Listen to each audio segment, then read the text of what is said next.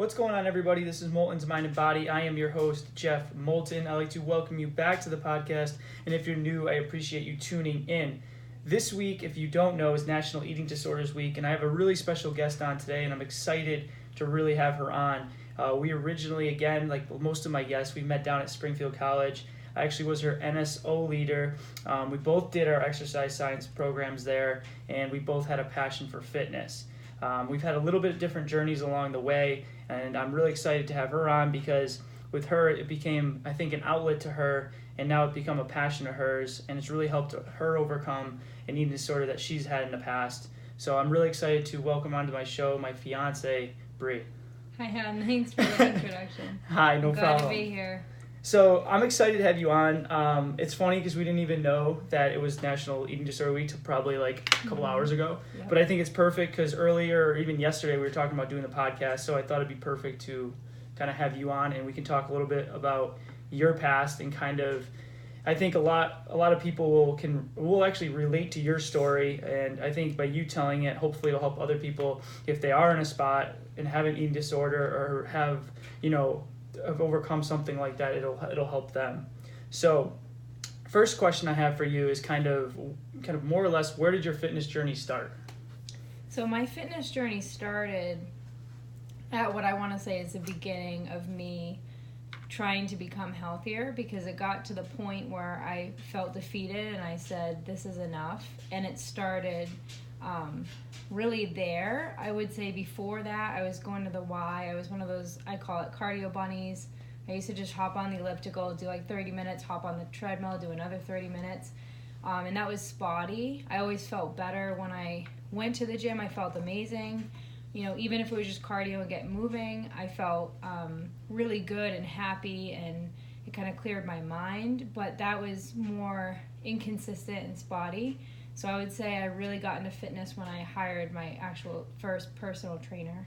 How old were you then? I was a sophomore in college. Okay. So my journey, actually, it feels like it's been a long time, but it really hasn't been that long. So when did you feel like, when did you feel like you actually had an eating issue, I guess? Or should I say what made you to start working out in the first place? So when did I start having eating problems, or when did I start? So I would say first, did you start working out because you wanted to feel better or look better, or was it more you did track? It was more so track. I was grateful for track because that got me into working out, and track was the first place, and then I started doing cross country after track. But we would go in the weight room, and I was just in love with it. I had so much fun. I've never felt that way and that good. So it was a little bit of both. It was one, I wanted to just get out of a negative pattern, and I wanted to try to divert it into something positive. And it was a looks part as well, but I think in the beginning it was more distorted. I had a lot of negative images of myself, so it stemmed from kind of a darker place, but then it turned into something positive. So I'm grateful I was able to get into it, no matter how it kind of came about. And did you start your trainer before you started track, or is that something you started to do a little later on? No, so track was freshman in high school.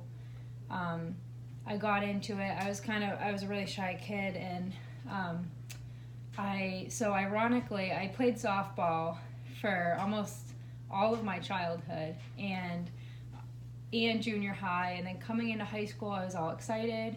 I was practicing outside. I really thought that I'm going to make the team. I was so excited. I tried really hard. I thought I'd do well in tryouts, and not getting into tryouts ended up being the best thing ever for me, because when I found out I didn't get in, someone said, Bri, you should try track, and I was like, I don't really run. But then when I went to the first practice, I was in love with it. My coach was such a badass, and he basically put you through what he calls Hell Week, and he's like, a lot of people drop out then, but I kept going, and I was in love with it. I was in so much pain and sore, and it was awesome because it was such a mental thing for me. So I'm grateful I got into track, because that got me into weightlifting, that got me into cross country, And then, so I did all of that before. And then once I got into college is when I hired my first personal trainer. How was your experience with that? So that was ups and downs.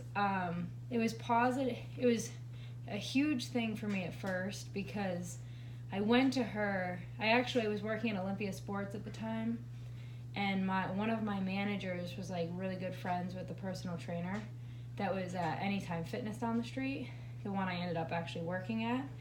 And she thankfully kind of, I just learned how to be healthier and learned that I can eat and, you know, nothing bad's going to happen, because I used to think just eating, you instantly gain weight.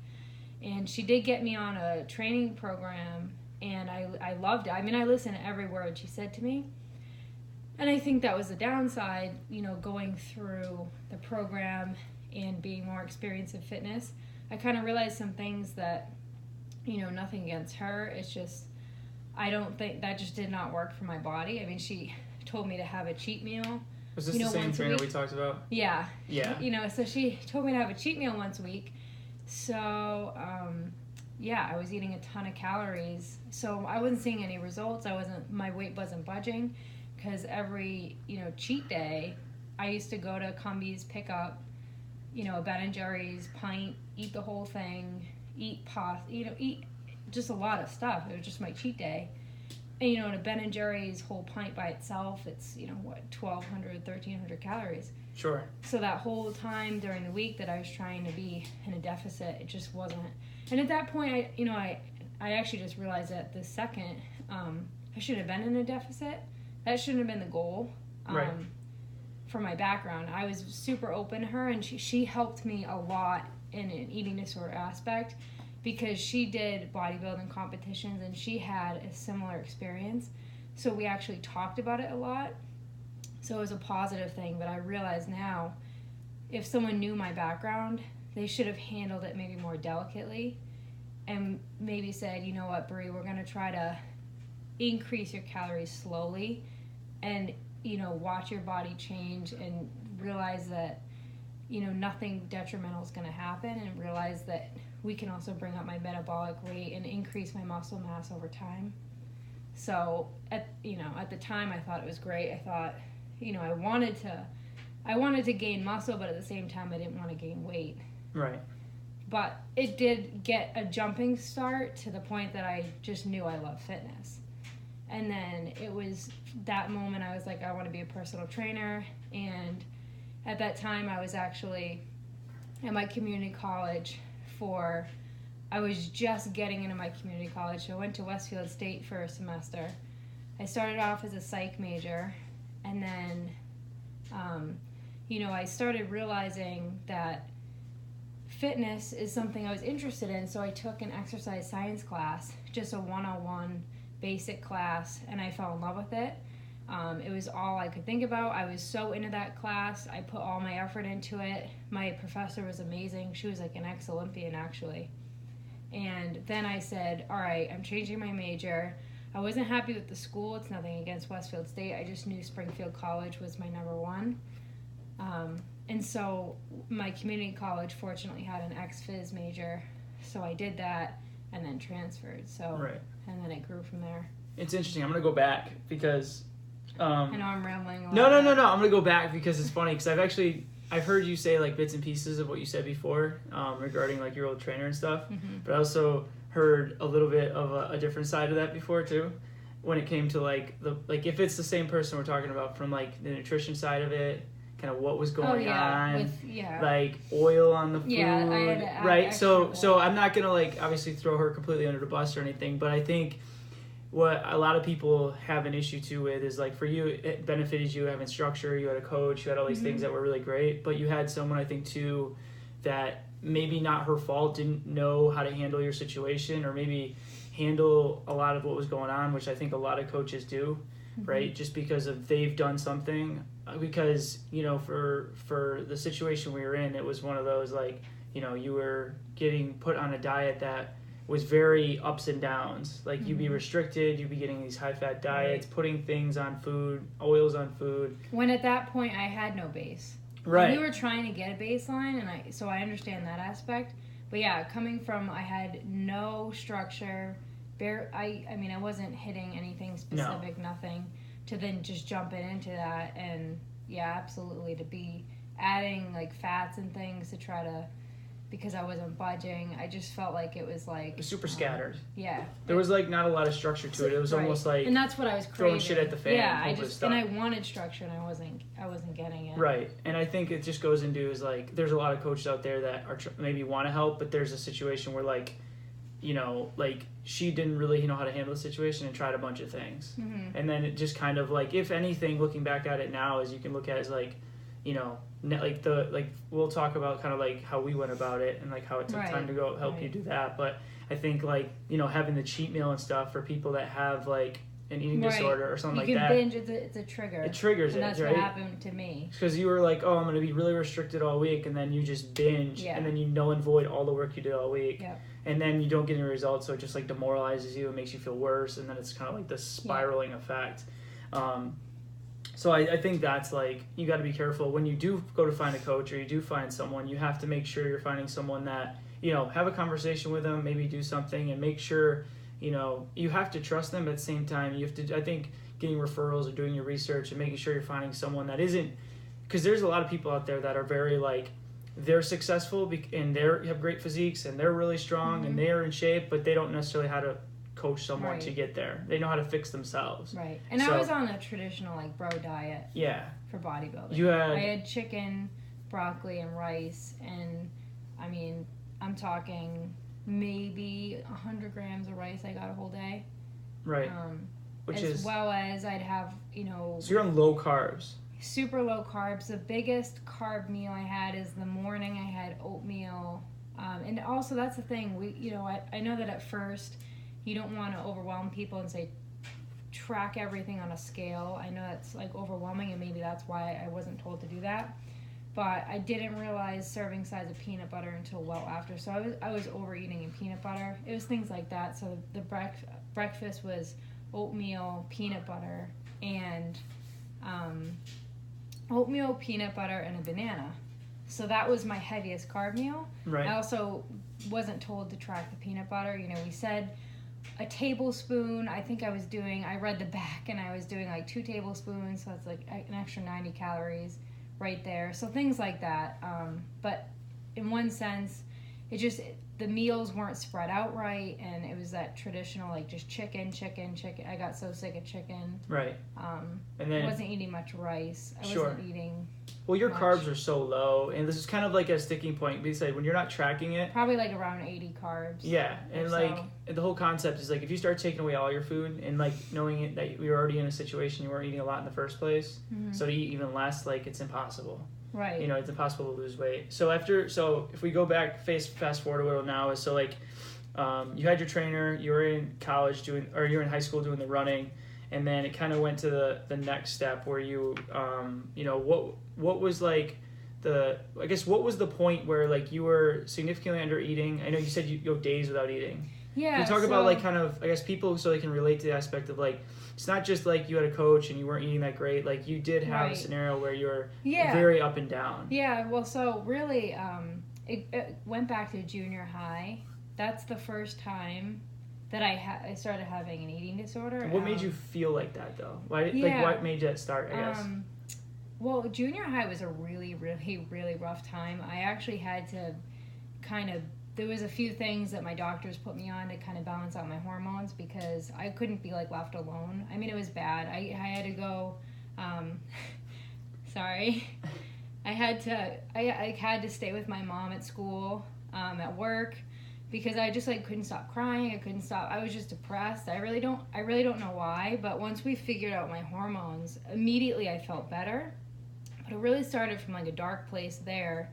And then I was always this like chubby kid when I was younger, and I know that everyone's story is baby fat, and everyone's a little bit different genetically, but all of my friends were like these little things, and you know, once I started getting into 6th grade, 7th grade, you know, everyone started getting boyfriends, and you know, I was the kid that was in junior high and playing with Barbies.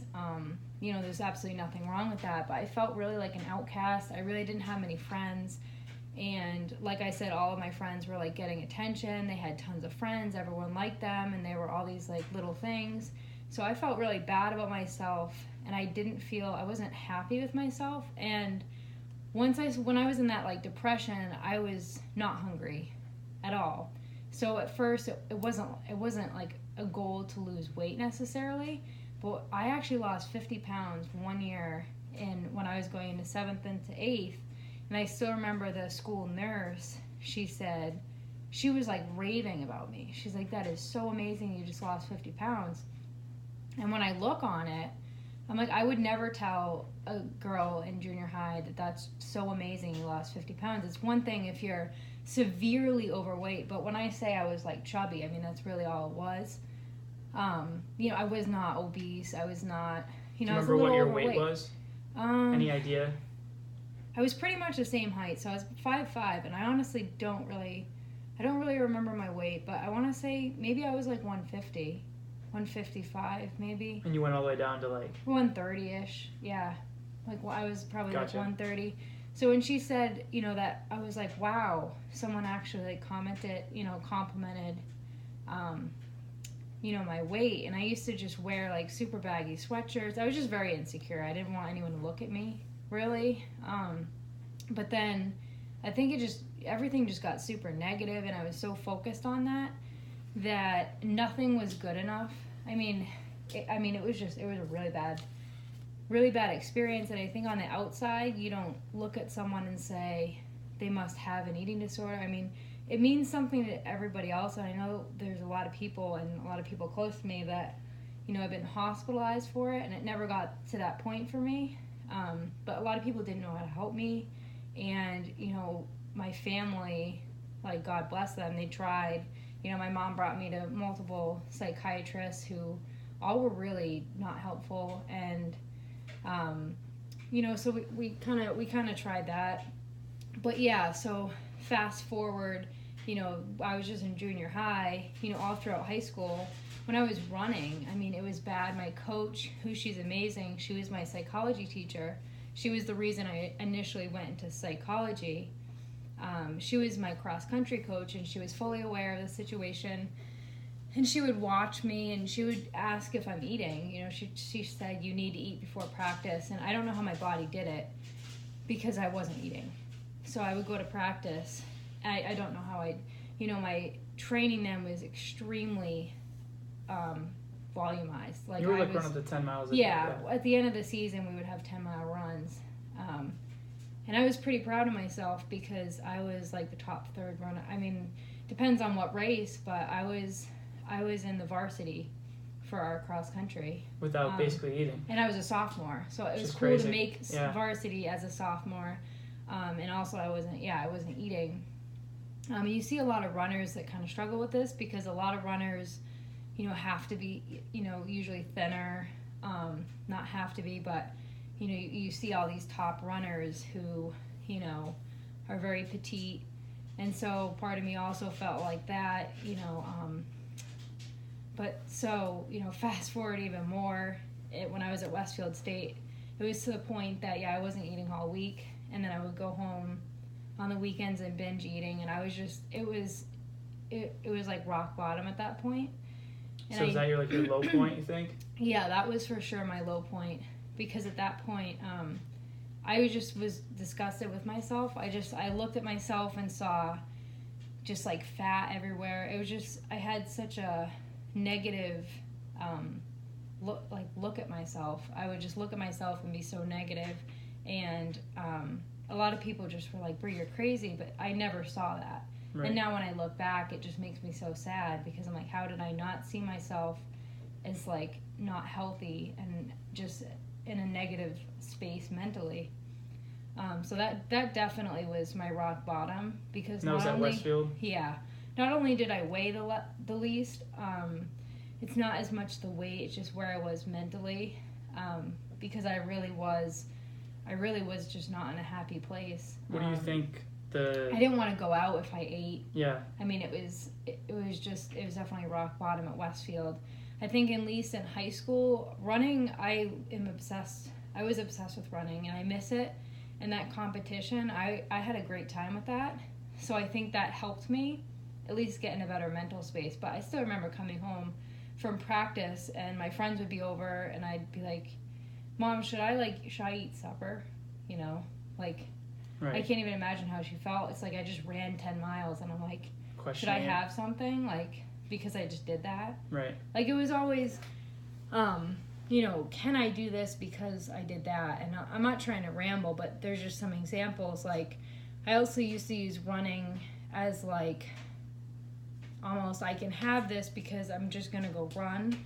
But, you know, it's things that were healthy. Like, I just had a fruit salad. So I had a treadmill in my basement. So I would go run for a half an hour because I just had that. Right, So I would always try to run off whatever I just ate. Right, which is just a never-ending cycle at that point. So that was super negative, but definitely at Westfield was when it was its lowest.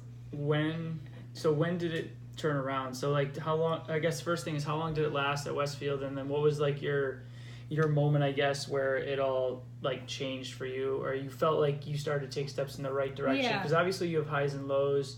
And like, you know, but you said that was a rock bottom. So what kind of helped you get out of that point to move forward? At Westfield, it was like that the whole semester. And then when I moved home, I just got accepted into the community college that my dad works at. And it was during that transition that I was just over it. I was done crying about it. I was done feeling like so upset at myself and so like helpless, and I was tired of the way that I was feeling mentally, and I knew it was a problem, and it wasn't something. It's not something at all, and it's still with me today. There's still like little pieces, you know. I don't feel I'm 1,000 times better, but there's definitely it's something that kind of just always stays in the back of your mind. But I was just done. I wanted to fight, and I wanted to fight for a healthier life. So it was that day that I reached out to, like I said, my manager, who was my friend, that knew the trainer, and that really just turned it around. I was like, you know what, I'm doing it felt good to physically say, I'm doing this, and I'm getting on a plan, and we're doing it. Right. And I'm just taking baby steps. So obviously, which is awesome, because like you got to a point where at least you could, because I think like you hear it more and more that people can't, like they hit the rock bottom and they either do something, hurt themselves or something along those lines, or can't get out of it. But the fact that you can get out of it, which is like obviously like awesome, because it's not an easy thing to do. So I think, so after that you had your trainer, and then moving forward, you obviously stopped your trainer at some point. Yeah. And then kind of, you want to explain kind of like, you know, like what kind of training, because you do now. I know a big part that we talk about is, you know, because we met at Springfield, and then at the time, can you talk about like what your workout evolved to after the trainer, and then kind of what led to what you're doing today training wise? Yeah, so I think, and when I used to go to, you know, when I used to talk to a psychiatrist about this, we used to talk about, she called them my safe foods, because that's exactly what it was. So I did have foods that I considered, for whatever reason, quote unquote, like safe or the healthy option, and that was okay. It wasn't like anxiety eating those foods. I would feel like horrible if I had foods that I thought weren't good, and I had no knowledge to back that up. It was probably simply society. That's just where I heard it. Good and bad, whatever, you know, whatever is associated with quote unquote healthy things. So that was really just word of mouth. I didn't have a nutrition-based knowledge at that point in my life. You know, I didn't know anybody that was really in the fitness industry. I'm sorry. So no. So basically, so you had that, and then so basically where.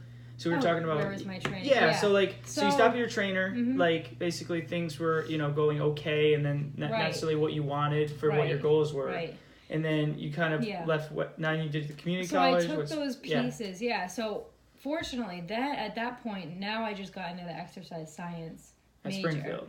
At Manchester Community College. Community college. So then I was taking classes that were really exciting to me, and I was learning about the fitness industry.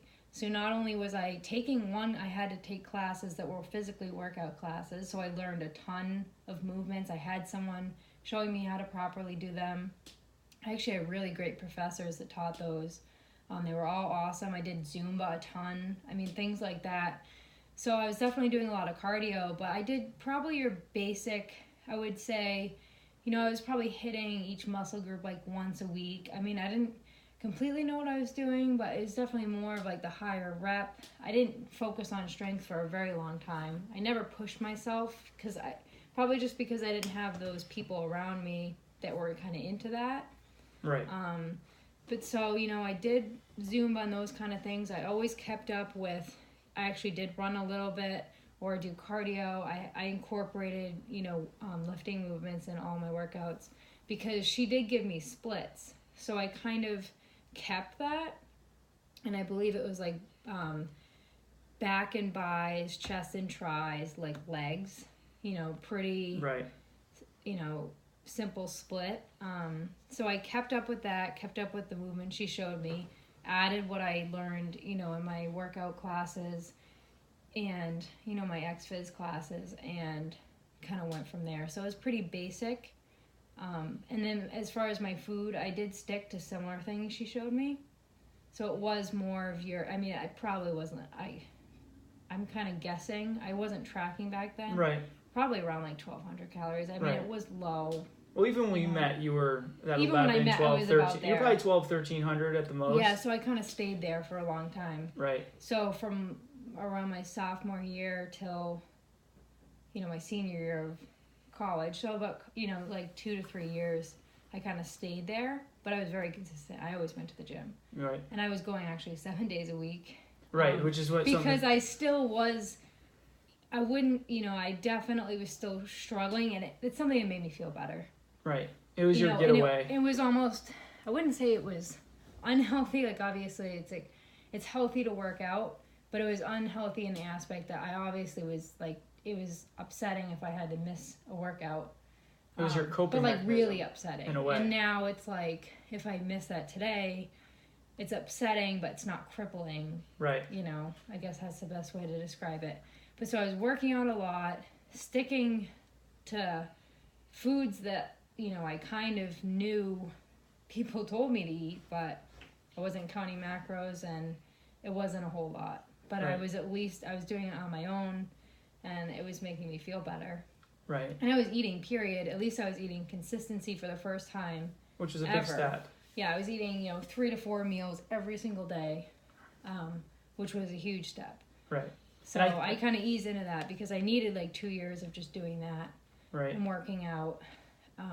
Obviously, I didn't see a whole lot of results just because I wasn't eating that much. Right. But it was for you. It was like a big step, though, at least. And I think I think the thing that frustrates me a lot with like the industry now and nutrition now and the fitness industry now is like it's a perfect example of like, you went from barely eating, working out like crazy with the running and everything like that, to not even wanting to eat after a run, feeling bad for like guilty almost. And then it got to a point where you're like, okay, I've got my trainer and I'm eating a little bit more, but not getting results because it was an up and down thing. And then over the next, 3 or 4 years, you started to eat consistently, but like it just shows how long it takes to get those habits into place. Right. And even at that point, still under eating, but not maybe knowing like what, why it's happening or why you're not getting the results you want. So it just shows like it's a long-term fix, and it doesn't happen overnight. No, because even when I met you, I was anxious about not getting a workout in. Yeah. Over NSO weekends. Right, so and well, that's how we met, right? We're at NSO, and you're like, or who was it? I was messaging Cassie, right, asking when the gym was open, and she said talk to Jeff because he knows. Yeah, because I was basically. Weren't you going through a show or no? You're just. I was I wasn't a prep for a show. Yeah. So I was in the same boat where like I basically lived a lot of what you did in the aspect of a how do I want to word it, like basically the obsessive gym mentality where like I was going 7 days a week.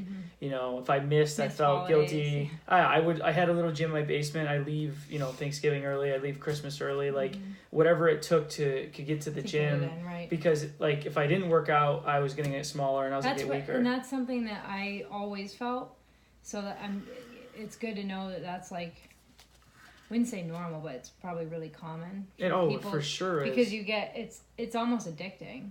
You get the endorphin dump. It is addicting. Yeah. I mean, you get the same release as like heroin upset. hit. You think that, you just think everything's going to fall apart unless you don't, I felt that where if I didn't work out, I didn't feel good that day. Right. Like I just felt like something was off. Right. And we're talking in extremes because like, obviously like working out's great, but realizing like if you're not sleeping, if you're not eating right, if you're high stressed and like there's all these variables going on, and then like, if you're not taking time to recover, your body's going to break down. Your body needs that recovery time, yeah. Right. So it's funny how it all works out now because then, we meet at NSO. Yeah. We're both basically obsessed with the gym. I'm going through my show, like you're trying to get all your workouts in, and then, fast forward now, we're engaged and stuff. But like I think it was interesting because we both had like a crazy passion for fitness, and that's what kind of brought us together initially. Yep. Like that was a huge part of it. But I think it's been fun for me over the last, 3 years more or less, if not more, to help kind of work together to kind of bring you to the point where you are today, because it's not, I don't get a lot of opportunities where someone, number one, like yourself, takes it so serious. And most people kind of do this, can I do that, but like you're one of the most, hardworking, disciplined people I know, from the aspect of like the amount of effort you just from like whether we're just talking even like food and workout stuff, like you're always like on top of your shit. So like for 2 years, if not longer, we basically were like, all right, you're at 1,300 calories. Well, I still remember to this day, and I like appreciate everything we've done, because it really is crazy what we've done just in over 2 years. Because I was just thinking now, when I think about what workouts I was doing when we first started talking, and so everyone knows, this was like August to September of like my 16. senior year, so 2016. Yeah. And I was doing an hour of cardio because my goal... Almost every day, right? Yeah, almost every day, and weightlifting, but the whole point, my logic was I'm going to lift my weights to try to get muscle, but I was at least doing like 40 minutes I forgot about how much cardio you were doing. Yeah, an hour every day. I mean, I was in that... And now when I think about it, that was probably a solid year that I was doing that, and my thought behind it, I wanted to be lean. Right. Which is most people's thought. At the time I had a client. I wouldn't say I was... I know, you met with him maybe once. I had a client. No, he was a great guy. My man. first and only client. Yeah. Just training wasn't for me, but I'm obsessed with the fitness industry. But anyway, so that was my goal. So I was I had access to things to measure your body fat, and so that was my goal. So when our first huge accomplishment, to me anyway, and this may sound so small to someone, we stopped me doing cardio. Oh yeah, like that was we had the to pull you back huge off. Thing. Well, I think we started. You were doing like 6 to 7 days. But and I was like, can you do like off. 5 or 3? Right. I forget what it was. And then it went to none. Yeah. Then from there, which is crazy. Increased my calories like 100 calories a day. Well, I think it started even like 50. It might have been 50 a week. Because, and then some weeks we didn't even increase more than... We kept it at the 50 because you were hesitant to bring it up and another 50. I want to say that was at least like maybe 7 or 8 months of doing that until we just kind of stayed somewhere. It was just like... I think it was like 19 we got to? 18, 19? 18. I think it was 18. 18, then I decided to go up to like 19. And now, like, fast forward to another year... Now I'm up to like 21, 22. Right. Well, so you're almost I doubled your calorie intake. Right. And when I did meet you, when we first started dating, I definitely was at that 1,200 to 1,300. Yeah. Definitely around 1,300. Because I actually lost... So, we didn't really talk about macros yet, but I started tracking my macros my junior year of college, which was my first year of college at Springfield. And once I started tracking my macros, I actually lost a ton of weight. And that's solely because when I put in the numbers on my FitnessPal, I put it in like I wanted to lose weight, but I also I never tracked, so I think it was just a mix of it had me at a deficit for sure, and then I also was being very, very meticulous when I was, but I never weighed anything out. Right. And now I was weighing things out. So I actually lost a lot. I actually was getting down in like the 120s again. Which is light for you.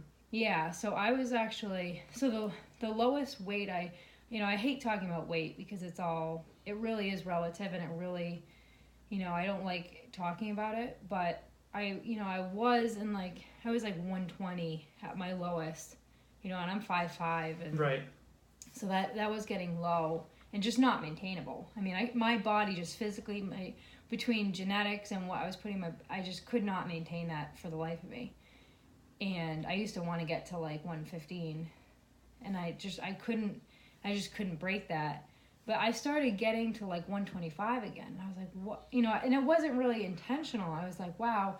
And I didn't like that because I thought, I was like, I really want to put on muscle, and I knew it was getting too low for me personally. And then that's where we met, and then we started going up. Right. Calories. And for anyone who doesn't know, like, macros, basically, to brief this up really quickly, is what we had her do, and even before we met, you started to track your food through MyFitnessPal, which is basically just an app that you put all your food into. It tells you the calorie amount, how much fat, carbs, and protein, and then, it'll give you an idea if you want to lose weight or gain weight. It'll give you numbers and how many calories you should eat.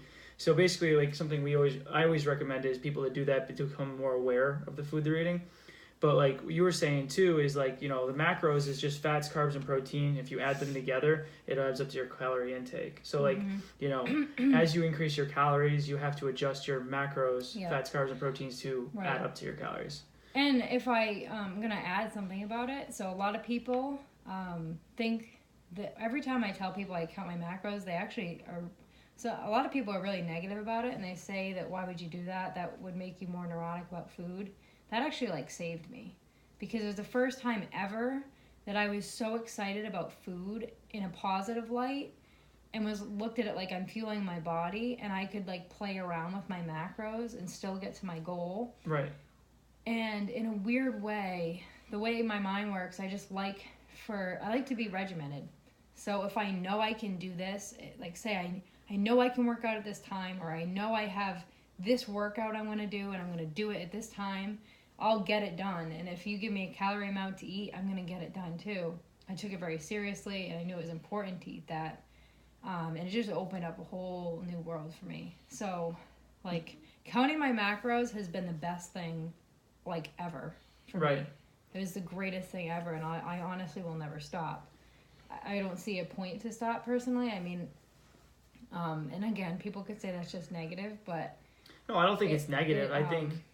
No, I mean, you just have It just opened a whole new world for, options for me. Right. It made food for me, it made food healthy again. Right. I was excited. And I still am to this day. I'm excited for what I get to eat. Right. You love your little snacks. I love my halos. Right. And I'll always fit in whatever I'm needing, because it's all about balance, and I realize that now. I'm slowly starting to eat foods I hadn't had in years. Right.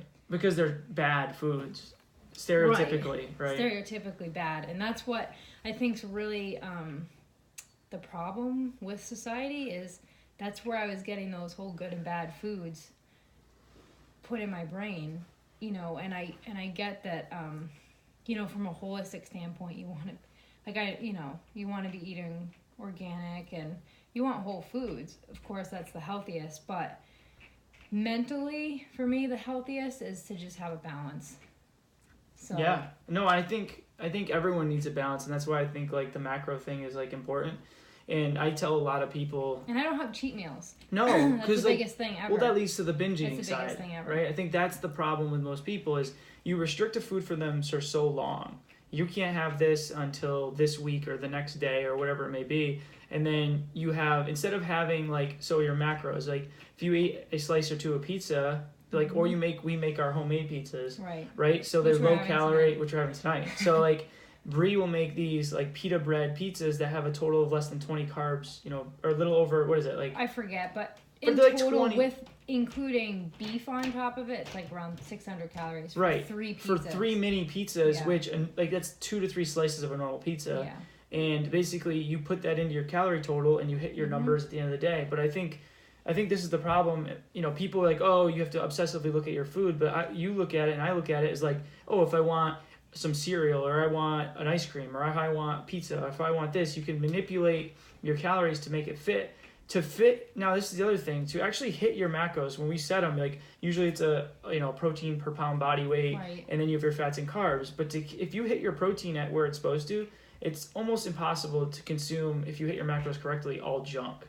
Like you have That's to, true. like That's it's true. impossible because you have to hit 140 grams of protein. You have to be eating a lot of good food usually, right? So it allows you to manipulate your foods and fit Right. things in and try things and like. Because I'm not saying go crazy and. No, but it's almost like. But. Yeah, but it's almost impossible to eat for me 3,000 calories without hitting my protein intake. Well, and you opened my eyes to the whole no cheat meal thing, but I've never since I've been counting macros have felt the need to just go off one day. Right, because you can have it whenever you want. Right, and that's huge because with my past of binge eating, since the macro counting, I've never had that urge because I'm getting what I want.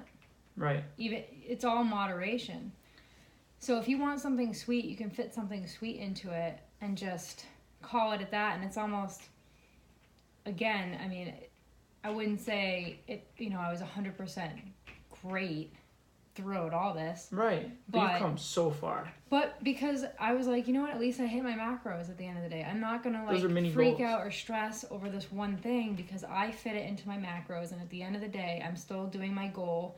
And I'm still working on, fueling my body. And right. You have to look at food as fueling instead of where it was coming from before. Right. So, but yeah, I've never had an urge to, because I fit everything I want into my macros. And you brought a good point up too, because it's like, which I didn't really think about. I have in the past, but you made it sounded really good the way you just said it, because it's like, for someone that needs structure and needs routine, like at the end of it, like instead of worrying about losing 10 pounds or 20 pounds or 30 pounds, like if you can focus on just hitting your macronutrients every day, your calories every day, that's like a mini goal day by day you can go move towards.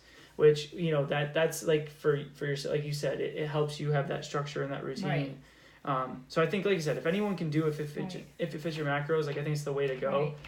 Because it just teaches you, and then also the discipline and also just the awareness. Like the first time most people track their macros, like they're dumbfounded. That's what when I worked at the gym, I told people all the time to get the app, and they'd come in the next day and say, "Brie, I know I was way overeating on my just the nuts."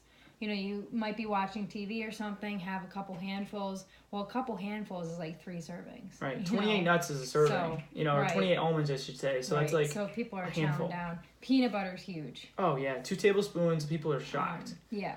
Peanut butter's huge. Right. Like I see it too with people like do all these competitions and stuff, and like they wouldn't be tracking their food. Their coach would tell them to eat this food or this much, but they wouldn't be like weighing it. It would just be so like, that's the other thing I hate about a lot of traditional diets. It's like there's not a lot of leeway to them. Like whether it's a competition or whether it's just normal food, they're like, eat chicken, eat salmon, eat this, eat brown rice chicken and this, and then you're eating like the same food multiple times a day. It gets old. So old, and then you're gonna force yourself to fail at that point. And that's why too, when I was, that's exactly what someone told me to do. Eat this every day. And then what? And she would give me like ideas of other things, but it was almost like more of a hassle for someone to figure out what exactly fits in, when instead I just have an app that tells me what fits in. Right. And you don't know, then you're trying to figure out what you like, what you don't like, and it becomes so hard to individualize each person. It's just easier to count macros, because if you're trying to, in my opinion, and not everyone thinks this, and a lot of people think, well, I just traded one negative, I don't think it's one negative mindset into another, right? Because of the control. But I feel like that's just not true, because it made food positive for me. Sure. Because it forced me to eat, and it forced me to be like, it was another like whole world and experience when I was like, I'm eating food, I'm slowly putting on muscle, I'm slowly increasing my metabolism, because I really didn't gain. The funny thing, when I was with my trainer, we couldn't budge from, and this is because of the binge eating, I kept going up and down, but it was pretty solid. Like, again, I'm going to say the weight, but I would say probably like 137, 138. which it was what I've been for like 2 years without even really trying. I shouldn't say without really trying, but with all of that adding up my calories, but we did it so slowly that it wasn't like I was like killing myself to be 138. Right. That's what my body was comfortable at. Right. And that's after adding all that food. So it showed me, wow, I can actually increase my food, and my metabolism, I promise, is way faster than what it was when I started. Right. Because I was just killing my metabolism. I don't think a lot of people understand that. No. When you're starving yourself, you're just, over a long period of time, you're just killing. And that's why people also probably didn't look at me and be like, yeah, I was thin, but I wouldn't, I definitely, I would fight to lose weight. Like, I couldn't lose weight when I was not eating. I just destroyed my metabolism. It was like nothing. So that's why I would but I didn't know that then. Right. So I've definitely increased my metabolism, and I've definitely put on some muscle. Oh, for sure. Since I was, back at Westfield. Oh yeah, I mean, you just look at pictures of you like side by side now, like, you were just like a thinner version, and now you have like shape, and now you have like, you can just tell the muscle you put on, and now I'm curious to see like what happens next. Yeah, because you've plateaued at certain points, like right. Your because physique has changed. Go ahead. Yeah, right. Sorry, no, because I didn't want to go up, for whatever. I just feel like I just needed time. It was something that, and that's why a lot of people, they can say what they want, but this has been, I'm trying to think, 4 or 5 years. 5 years. This is going on year 5. Right. After the day, like basically when I was like, I want to get into fitness and figure this out and really just try to, I'm like, I need to do something. And so 5 years, of hard work every day, not stopping, and keep going up and keep working at it. So it's not something that I'm just like, yeah, anyone can do it. Just go to the gym and find your happy place. That's, it's a lot of hard work for 5 years. So it's by no means easy. And I'm not, everyone's story is different. Right. So everyone's going to have their own thing that makes them feel better and in a happier place. So what is, so now you're at this point, you just increased your calories. Now you're eating like 2,300 calories a day. Mm-hmm. What are your current fitness goals, or where are you trying to move towards now? Or like, what is it? So I wish I had a more I keep saying this. It's just structured program. It's just me being lazy. I could easily. I mean, there's someone that could probably help you too, but he hasn't helped you at all. So no, but I wanna. So I keep saying this, and it really just needs to happen. But probably just like a year ago, when you were out in Boston, my deadlifts were getting like consistently stronger. My squats, but I just love deadlifting. I think it's fun, and there's something about lifting weight like that. It's just fun. It's just awesome. So I want to get into a more structured workout, but I have been pushing the weights. I have been getting stronger. So you're doing a lot more strength training. Just in my day-to-day. Cardio's been way down. I don't do cardio anymore. Right. There was a period of time I was doing the HIIT workouts, more like Spartan-esque race workouts, which I'm still more than happy to add in, because I just think that's fun, and I really like pushing yourself, and it brings me back to like cross-country days where you just give it your all. So it's always going to be a great workout no matter what. But as far as your steady-state cardio, I haven't done that in probably like a year, just because we were going to Cali, and that didn't last long either. I actually was like, I was like, I'm going to lean out for California, and then I kept going back to strength. I was like, I don't want to be doing this cardio. And Cali was fun. Yeah, a lot of great. But it was turned into a lot of awesome things I didn't expect. A lot of froyo. A lot of froyo. Yeah. After getting engaged. I went off. Yeah, I know. You were pumped. I was you didn't the care. most relaxed. Well, that was probably the most. And now makes me so happy that I've come this far, that I actually was able to enjoy a week that I wouldn't have wanted to ruin that moment for anything in the world, Right. Well, we ate out. I mean, it was fun. Like, you got to a point where we were having froyo like 2-3 nights in a row. Oh yeah. Right. Massive froyos. I didn't care what. But like it was, and we both agreed it was like crazy, because it was just like a de-stressing week of just chill. It was the most relaxing week of my life. Which is interesting, because like, obviously it was like a great week, but at the same time, like, it's funny how you can just shut off and and just like disconnect. And that's important. Right.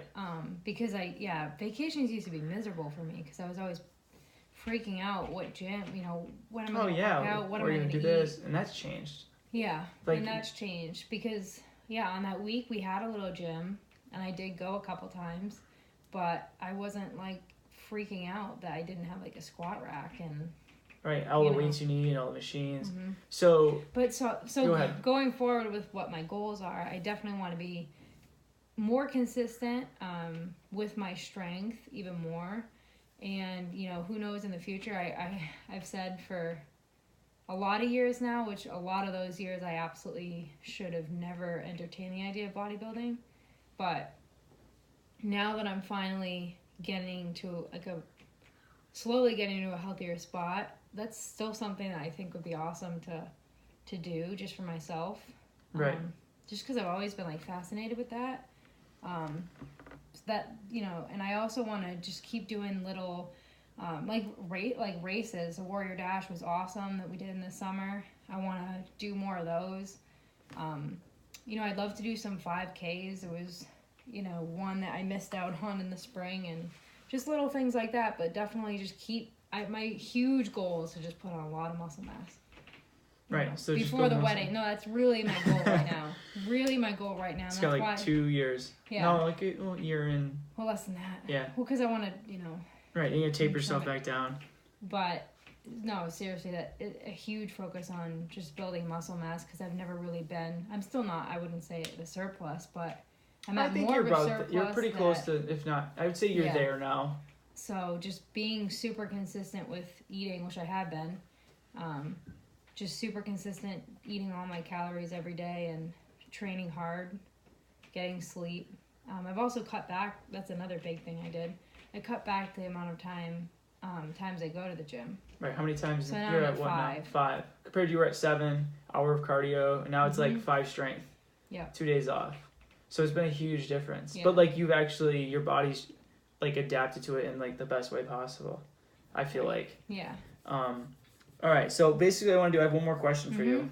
Do you have anything else you want to add first, or are you good? No, I think I'm good. Okay, so last question I think would be a really cool one is, especially because of the week it is if you could give anyone a piece of advice that has an eating disorder, what piece of advice could you give them that could help them? And you can take it in any direction you want to go.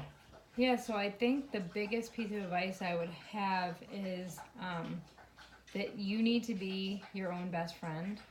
And you need to, like, literally love yourself so much that you not only, like, want to become healthier, but that you know that you're worthy of more than that.